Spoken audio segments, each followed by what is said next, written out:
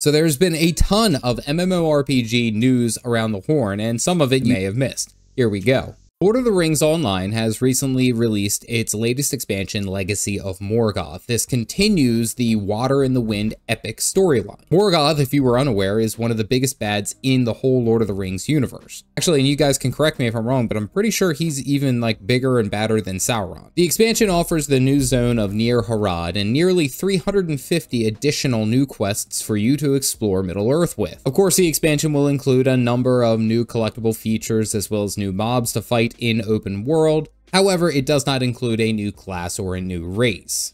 One of the more nicer touches that come along, I believe actually even with the base game itself, is the elf racial character model update. It makes the elves look prettier, as if they really needed to try harder. Currently, the base part of the expansion, the very base model, is going to run you a cost of about $40 US. And to be able to play this expansion, you do need to purchase it. It is not available under the monthly subscription or the VIP service. Along with the playable content, you'll get an extra player slot or an extra character slot so that you can create a new character if you wish, as well as other small features such as a new frame that goes around your UI character panel, as well as a title. Lord of the Rings Online is a free-to-play MMORPG, and it is, in my opinion, one of the best classic MMORPGs out there. There's a ton of content, even excluding the latest expansion that just came out.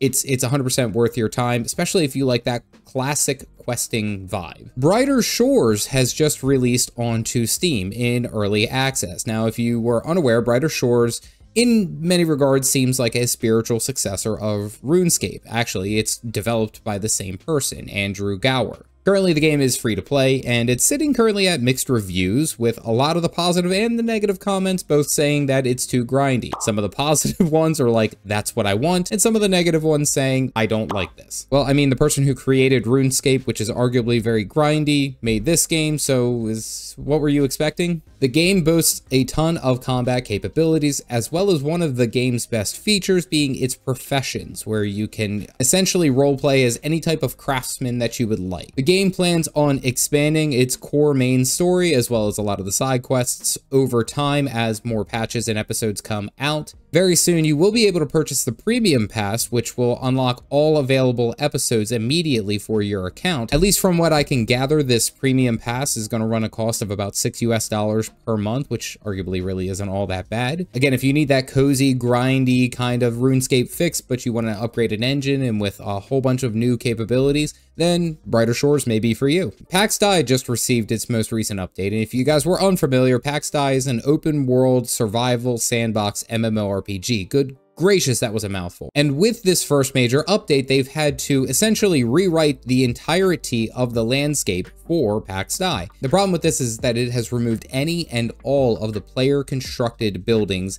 in the entirety of the map. So if you log in now, you're not going to have anything to come back to. You will still have your character, and your character will still be there. However, this patch had to rewrite everything in there, so it removed everything, unfortunately. Now, I don't think that this bodes too well, especially for this game early on, because it's already sitting at mixed reviews, as well as a $40 charge to be able to play the game. And then essentially any player progress that has been made over the past couple of months is essentially rewritten and removed. I don't know if that's going to be the way to go, but as someone who has played the game during its free-to-play access, it was pretty good. It had a lot of good features that I think that could be expanded upon. Of course, the graphics are amazing. The housing and the building is really one of its key features in my mind. The combat was okay, but it does have the bones, we'll say, of a good MMORPG, and it has the potential to be something really, really good.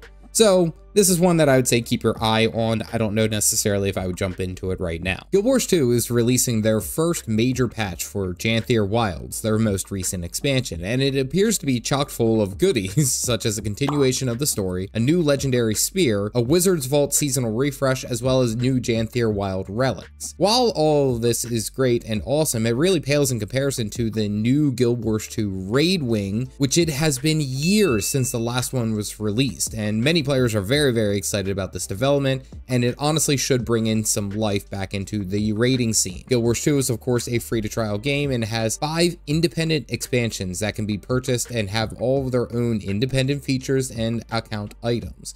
Janthier Wilds is their most recent expansion released earlier this year and currently runs a cost of about $25 for the base expansion pack. Final Fantasy XIV is looking to release its very first post-Dawn Trail content patch of 7.1 called The Crossroads. Now, I have simply included a link if you are interested in the information on that. I have not looked at it as I am going through my very first blind playthrough. However, this is the first patch and there's a lot of information that goes along with it. So if you know, you know. If you don't want to be spoiled, I'm not looking. I'm keeping my hands clean. My community will lose their mind. Throne and Liberty is looking to have its first major patch, which is going to introduce castle sieges, pitting large groups of players against one another to wrest control of, well, the castle. And of course, with this game being very focused on PvP, it kind of makes sense that this is a pretty big deal. Attackers will have 45 minutes to get inside the throne room and capture it, whilst the defenders have 45 minutes to hold off the attackers. If the throne room is still contested after the 45 minutes has already happened, there will be a 3-minute overtime period, which will ultimately decide what happens. Currently, according to SteamDB, the average daily player count is still sitting around 140,000 per day. And of course, if you didn't know, Throne and Liberty is a free-to-play MMO. They do have a cash stop and stuff like that, like most MMOs nowadays. I can hardly think of other MMOs that do not, but there is a lot of free-to-play content on there for you to sink your teeth into. World of Warcraft Classic is having one of its biggest updates yet for, of course, Cataclysm. And my personal favorite, the Firelands Raid. Now, I played Firelands during the initial release, during live Cataclysm, back when that was the main content, or retail, I should say, and I loved it. It was without a doubt one of my favorite expansions. Players will be able to group together into raids to tackle Ragnaros inside of his own domain inside the Firelands. Casting classes will be able to work towards the legendary staff Dragon Wrath, Terragosa's Rest, which I always think I'm saying wrong, which duplicates one of the spells that they have recently cast. Now, this is really cool if you say, for example, you're like a heavy hitter arcane mage or something like that. Okay, fine. But those poor elemental shamans getting the proc off of a lava shock are really going to be suffering. Again, this is one of the peak MMO moments that I've had in my long career playing these games. It is without a doubt, one of my favorite raids, something that I would even consider looking at if I really wanted to get back into the raiding scene. I love that raid. Firelands was so much fun. To play Cataclysm Classic, you do have to have the sub, which runs a cost, of course, of $15 a month. It can be a little bit cheaper if you purchase larger periods of time. Ashes of Creations, which for the longest time I thought was just simply a massive copium hoax. I'll be honest with you, I did not have any faith into this. Is actually releasing its alpha. Currently, it's out for Kickstarters or early access people who have been gifted the game. They're going to allow the first wave bundle of players to be able to play this game. Now, Ashes of Creation is a traditional fantasy MMORPG, at least from what I can tell, what I've seen from combat and from the classes itself. It seems very reminiscent of, well, a kind of a mix of like New World and World of Warcraft. It's somewhere in the middle. This new alpha testing will include open world PvP, as well as PvE questing, dungeons, raids, open world bosses, crafting, all the whole shebang. There's a whole bunch of different stuff that you'll be able to get into, as well as being able to try out 6 of the 8 different archetypes as far as the classes are concerned. With those being the Bard, the Cleric, the Ranger, the Tank, the Fighter, or the Mage. Now, the other 2 that are not included, which is the Summoner and the Rogue, apparently are going to be included in future alpha testing. So there is a lot to be excited about. However, to gain access to Ashes of Creation, currently on their website for the first wave bundle, it runs you a cost of $120. Now, the first wave bundle will be able to play Ashes of Creation right now. The second wave, which is going to be in December, will run you a cost of about $110.